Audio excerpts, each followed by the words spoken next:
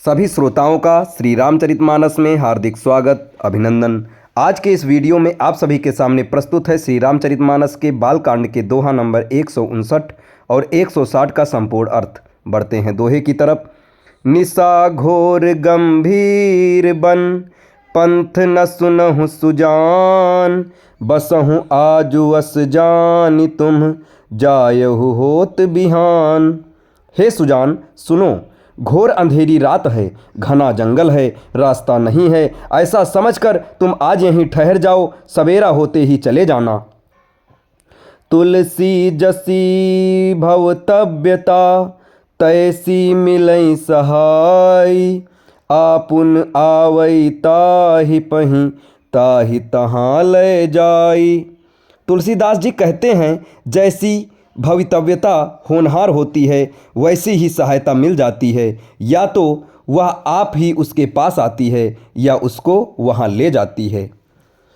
भले ही नाथ आय सुधरि सीसा, बांधि तुरग तरु बैठ महिषा, निप बहु भांति प्रशंस्यो ताहि, चरण बंदि निज भाग्य सराही।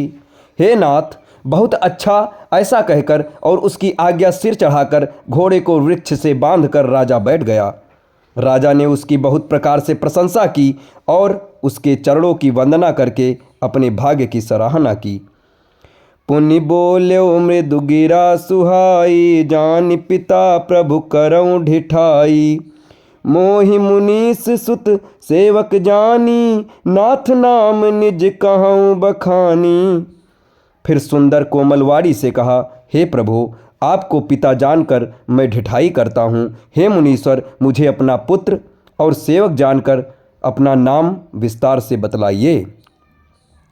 तेहि न जान निप निपहि सो जाना, भूप सुहृद सो कपट सयाना, बैरी पुनि छत्री पुनि राजा, छल बल कीन चाहै निज काजा। राजा ने उसको नहीं पहचाना, पर वह राज को पहचान गया था। राजा तो शुद्ध हृदय था और वह कपट करने में चतुर था। एक तो वैरी, फिर जाति का क्षत्रिय और फिर राजा। वह छल बल से अपना काम बनाना चाहता था। समुझि राज सुख दुखित अराती, अवा अनल यू सुलगत छाती, ससरल बचन निप कै सुनि काना, बयर संभार हृदय हरसाना। वह शत्रु अपने राज्य सुख को समझ करके स्मरण करके दुखी था। उसकी छाती कुम्हार के आंवे की आग की तरह भीतर ही भीतर सुलग रही थी। राजा के सरल वचन कान से सुनकर अपने वैर को याद कर वह हृदय में हर्षित हुआ। कपट बोरी बानी मृदुल, बोल्यो जुगुति समेत, नाम हमार भिखारी अब निर्धन रहित निकेत।